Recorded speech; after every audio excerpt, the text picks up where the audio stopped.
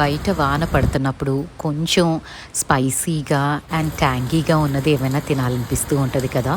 మాకైతే ఇవాళ మార్నింగ్ నుంచి అస్సలు తెరుపియలేదండి. అండ్ ఒకటే ఫ్లోలో దంచి కొడుతుంది వాన.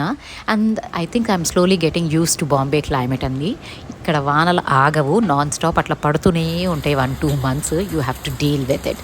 సో ఈ క్లైమేట్ని ఎంజాయ్ చేయడానికైతే ఇవాళ శ్లోక ఇంట్లోనే ఉందండి. గణపతి ఉత్సవాలు కదా, సో 1 week అయితే తనకు ఆఫ్ ఇచ్చారు. సో నేనైతే చోలే కర్రీ స్పైసీగా అండ్ కొంచెం ట్యాంగీగా చేశాను. దానికి combination puri, hot puri and chole combination చాలా బాగుంటుంది కదండి. అండ్ శ్లోకాకి ఇది ఫేవరెట్ కాంబినేషన్ అనమాట. సో ఇవాళ మా లంచ్ అయితే ఇదండి, సింపుల్ చోలే కర్రీ, పూరి వేడివేడిగా అండ్ పైనుంచి కొంచెం నిమ్మకాయ స్క్వీజ్ చేసుకొని అనియన్ పక్కన పెట్టుకొని నంచుకొని తిన్నాము అంటే మాత్రం హెవెన్ అండి.